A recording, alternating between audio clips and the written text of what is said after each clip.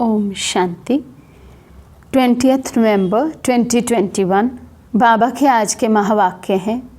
बाबा समझाते, मीठे बच्चे, सबको एक बाप का ही परिचय दो, एक बाप से लेन देन रखो, बाप को ही अपना सच्चा पोता मेल दो।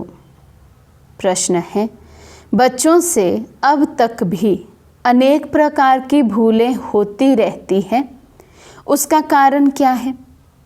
बाबा समझाते, मुख्य कारण है योग में बहुत कच्चे हैं।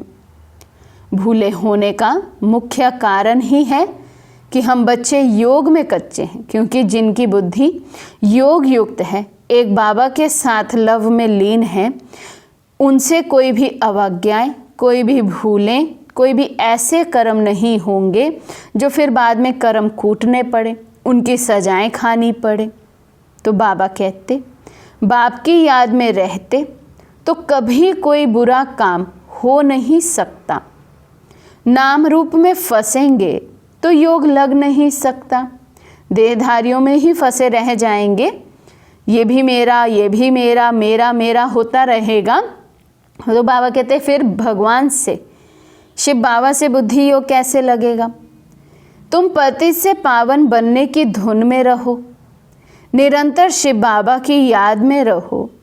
तुम्हारा आपस में जिस्मानी प्यार नहीं होना चाहिए। गीत है, जले न क्यों परवाना। ओम शांति। ये भक्ति मार्ग के गीत गाए हुए हैं। आखिरीन ये सब बंद हो जाएंगे, इनकी दरकार नहीं। गायन भी है, 1 सेकंड में बाप से वर्षा मिलता है। तुम जानते हो, बेहद के बाबा से जीवन मुक्ति का वर्षा मिलता है। जीवन मुक्ति अर्थात इस दुख धाम से मुक्त, भ्रष्टाचार पने से मुक्त।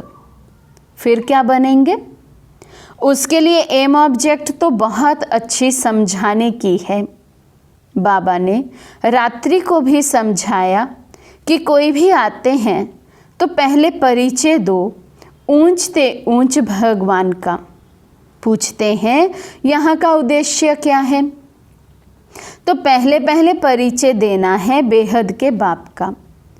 अब वे कहते हैं, मुझे याद करो तो तुम पावन बनेंगे।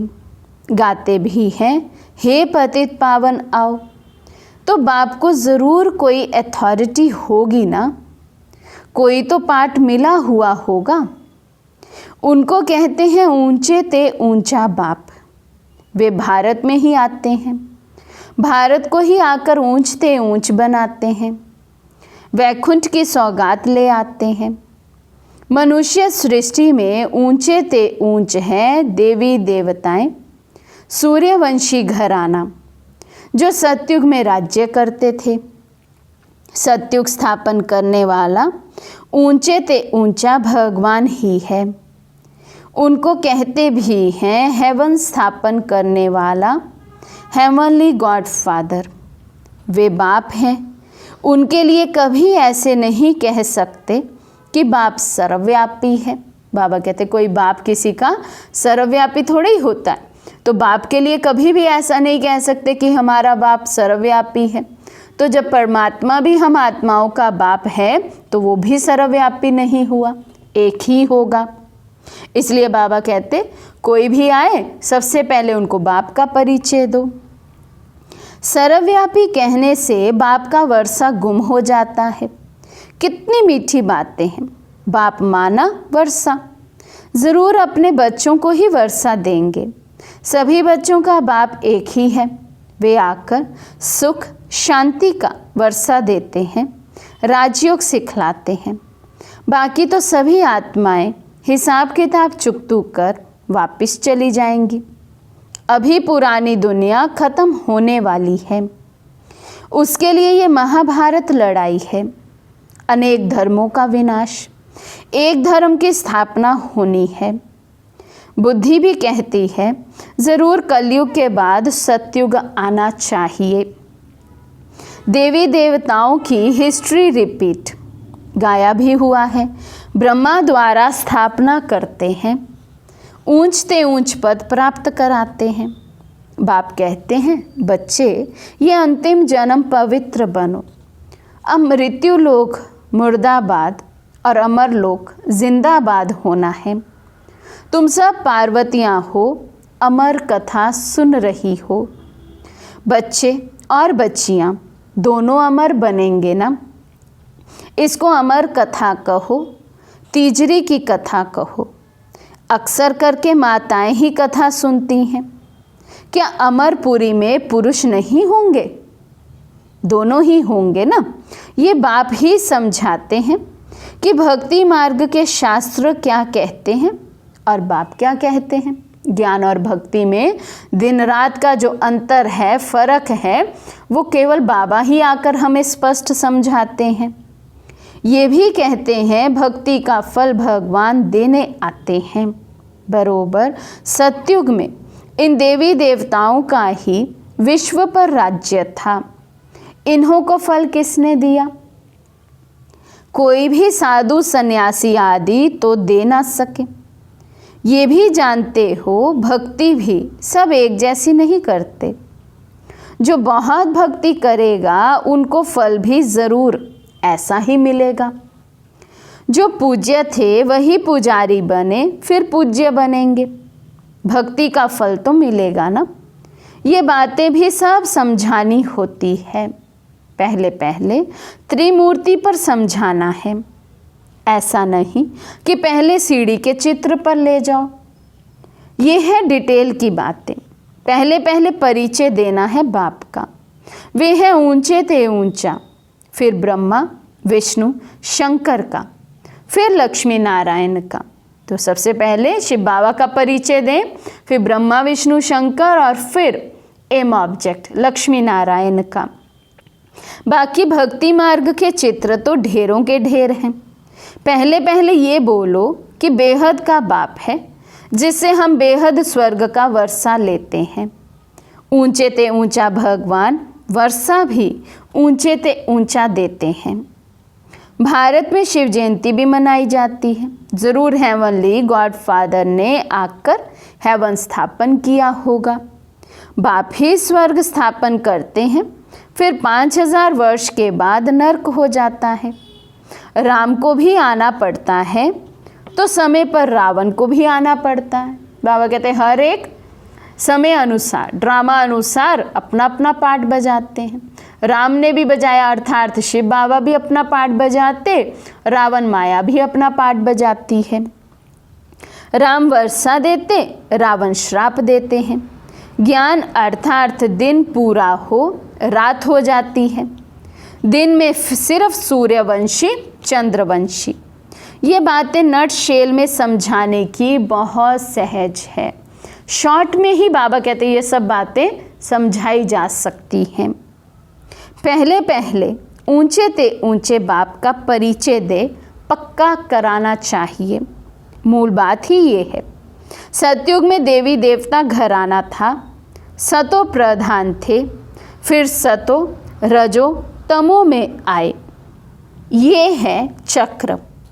एक ही चीज़ कायम नहीं रह सकती। बाबा कहते चक्र है, फिरता ही रहता है, स्थिर नहीं होता। ऐसे नहीं है सूर्यवंशी है तो बस सूर्यवंशी ही चलते रहे, नहीं, उन्हें बदलना है, चंद्रवंशी बनना ही है।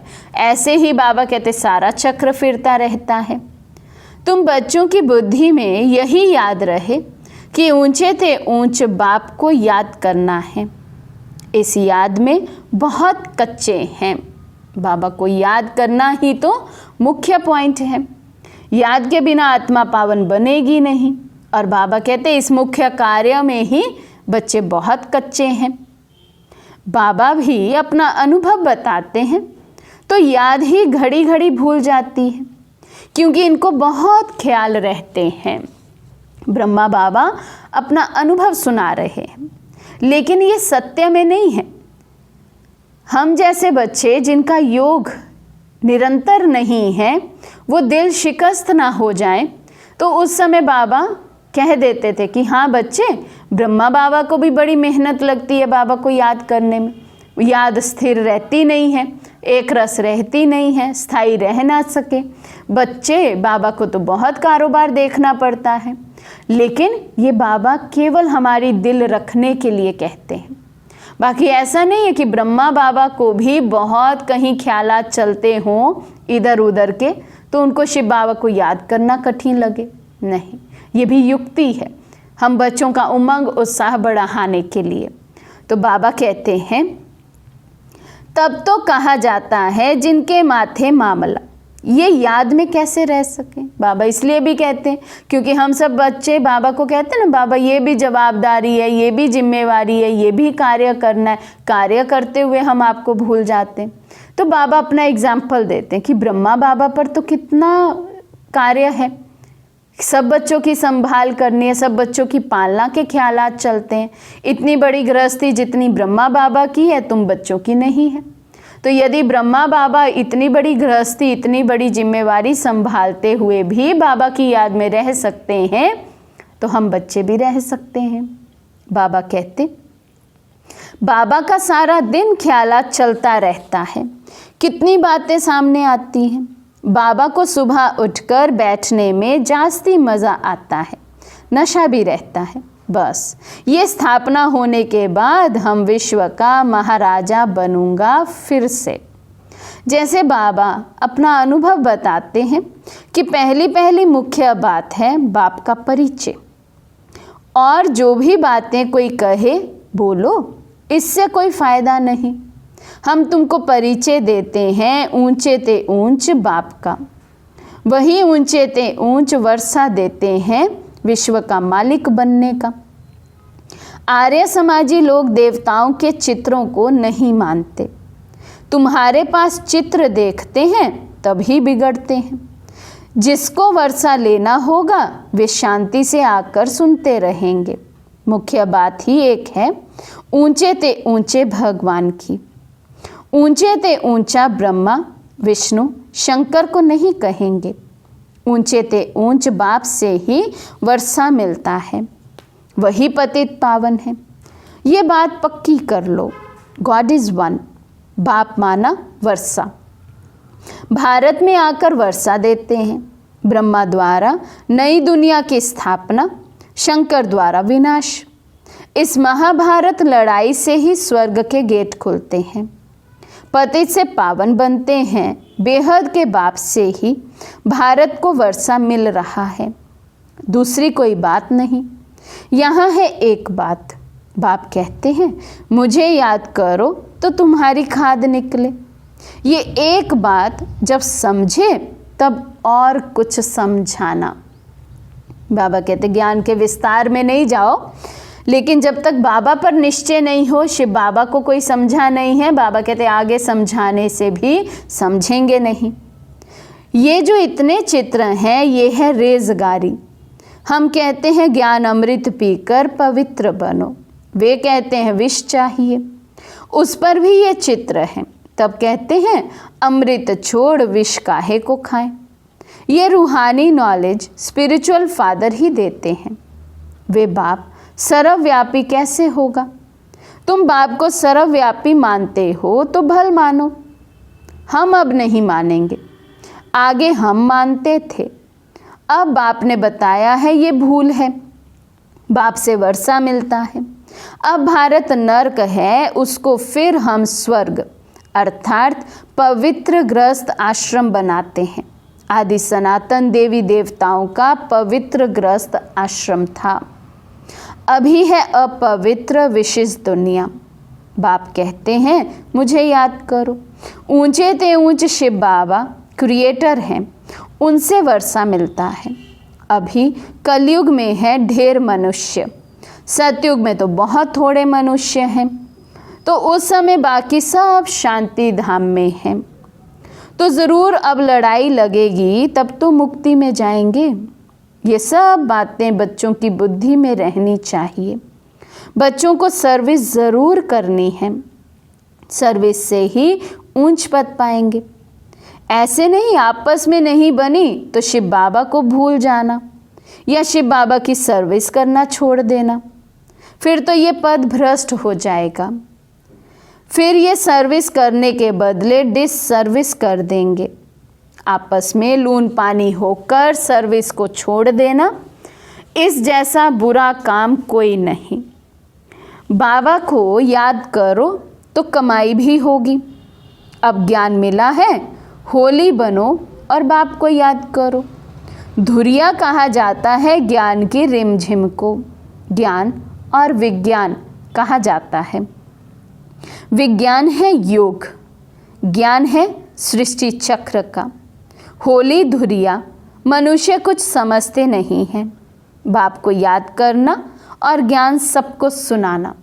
बाबा बार बार समझाते हैं कि ऊंचे ते ऊंच बाप को सर्वव्यापी कह नहीं सकते, नहीं तो खुद किसको याद करते हैं। बाप कहते हैं निरंतर मुझे याद करो, परंतु रचयिता को नहीं जानते तो मिलेगा क्या। ना जानने के कारण सर्वव्यापी कह देते हैं। तो ऊंचे ते ऊंचा सिद्ध कर समझाओ तो सर्वव्यापी की बातें बुद्धि से निकल जाए। हम सब ब्रदर्स हैं। बाप हर 5000 वर्ष के बाद आकर वर्षा देते हैं। सतयुग में देवी देवता होंगे, बाकी सब मुक्ति में जाएंगे। सबको बाप का परिचय देते रहो। क्राइस्ट की प्रेयर करते हैं, बोलो क्राइस्ट तो सबका फादर नहीं है ना। सबका फादर तो निराकार है, जिसको ही आत्मा पुकारती है ओ गॉड फादर। क्राइस्ट उनका सन गाया हुआ है। सन से वर्षा कैसे मिलेगा? क्राइस्ट तो रचना है। ऐसे कोई भी शास्त्र में लिखा हुआ नहीं है कि क्राइस्ट को याद करने से आत्मा तमो प्रधान से सतो प्रधान बन जाएगी। एक गीता में ही है मामेकम याद करो। गॉड फादर का शास्त्र है ही गीता। सिर्फ बाप का नाम बदली कर कृष्ण का नाम लिख दिया है। ये भूल कर दी है। ऊंचे ते ऊंचा बाप है, वही सुख शांति का वर्षा देते हैं। शिव का चित्र सबको अपने पास रखना है। शिव बाबा ये वर्षा देते हैं, फिर 84 जन्मों में गवा देते हैं। सीढ़ी पर समझाना है, पतित पावन बाप ही आकर पावन बनने की युक्ति बताते हैं। वे कहते हैं कृष्ण भगवान उवाच, तुम कहते हो शिव भगवान उवाच। फर्स्ट फ्लोर में ऊंचा बाप रहता है, फिर सेकंड फ्लोर में सूक्ष्म वतन, ये है थर्ड फ्लोर। सृष्टि यहाँ है, पीछे सूक्ष्म वतन में जाते हैं। वहाँ ट्रिब्यूनल बैठती हैं, सजाएं मिलती हैं।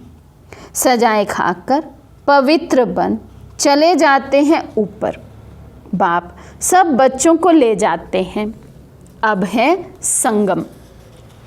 इसको 100 वर्ष देने चाहिए। बच्चे पूछते हैं बाबा स्वर्ग में क्या क्या होगा? बाबा कहते बच्चे वे आगे चलकर देखना। पहले तुम बाप को जानो, पति से पावन बनने की धुन में रहो। एक ही धुन लग जाए, मुझे आत्मा को पति से पावन बनना है, वो भी बिना सजा खाए।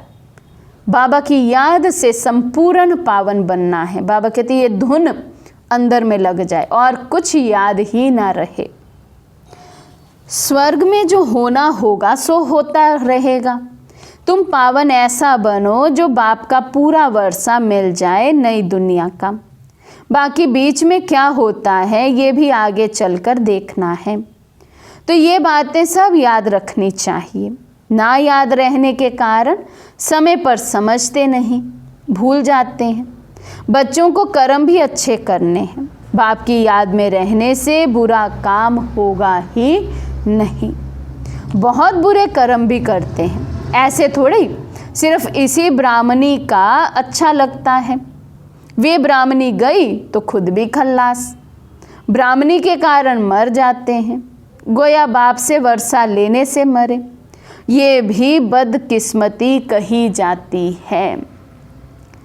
कई बच्चे एक दो के नाम रूप में फंस मरते हैं। यहाँ तुम्हारा जिस्मानी प्यार नहीं होना चाहिए।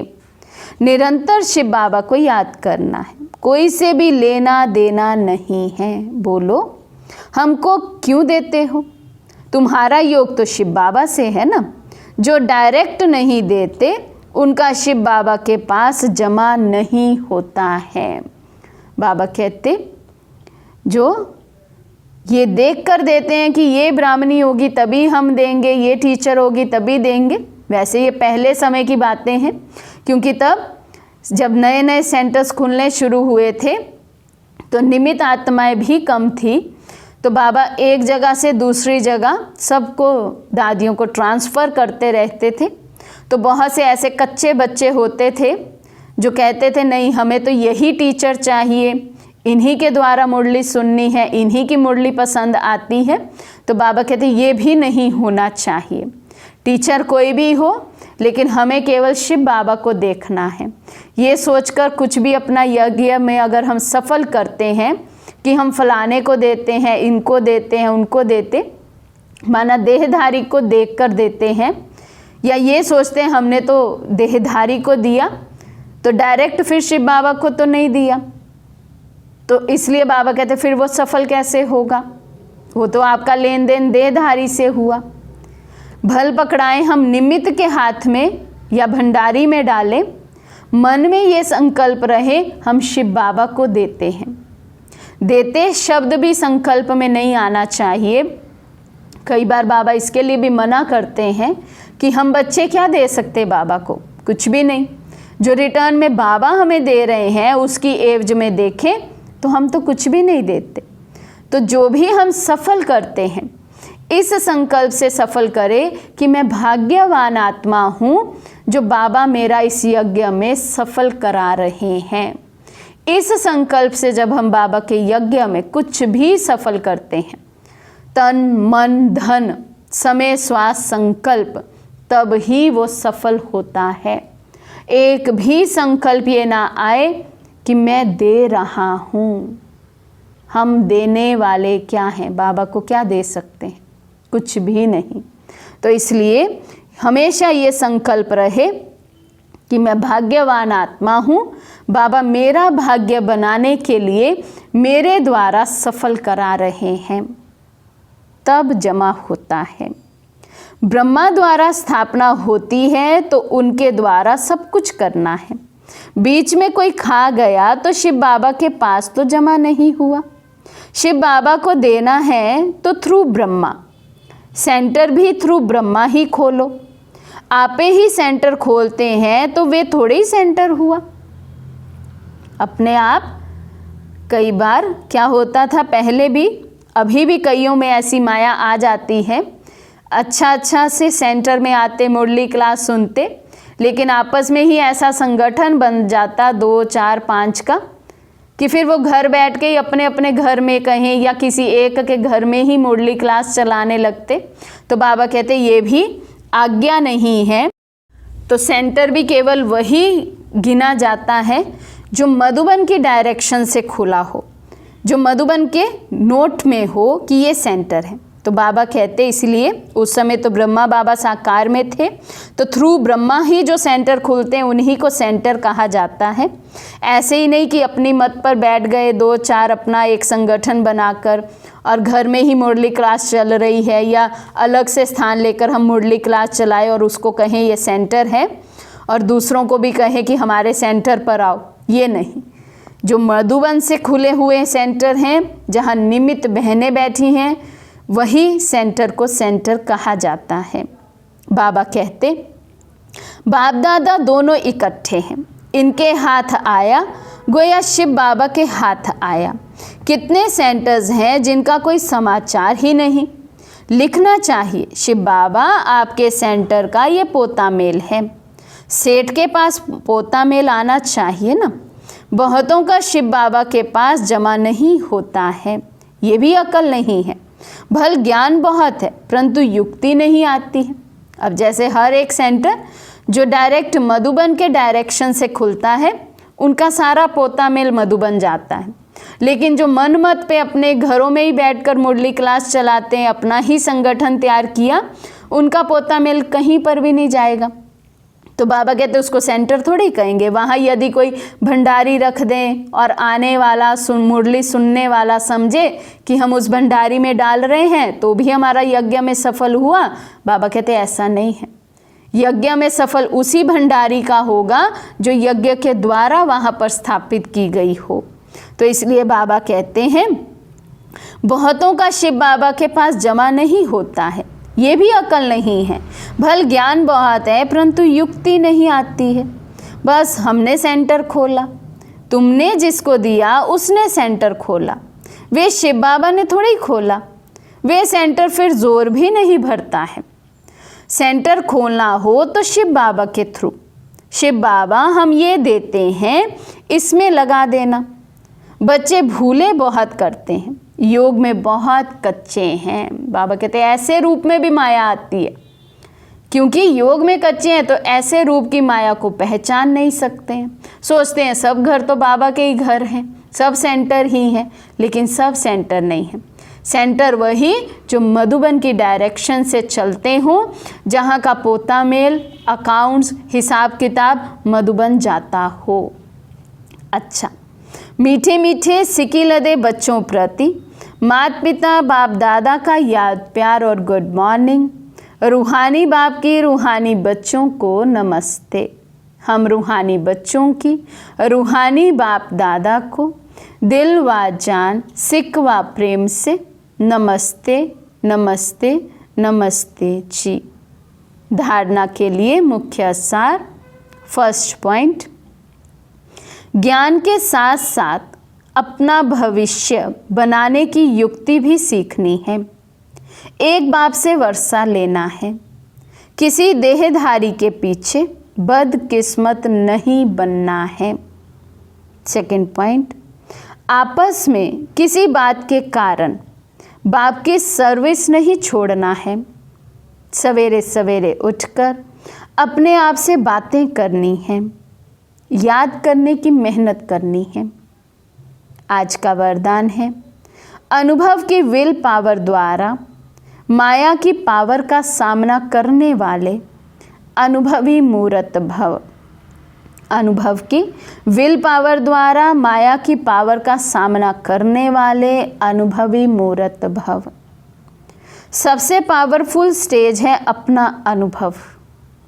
अनुभवी आत्मा अपने अनुभव की विल पावर से माया की कोई भी पावर का, सभी बातों का, सर्व समस्याओं का सहज ही सामना कर सकती है और सभी आत्माओं को संतुष्ट भी कर सकती है।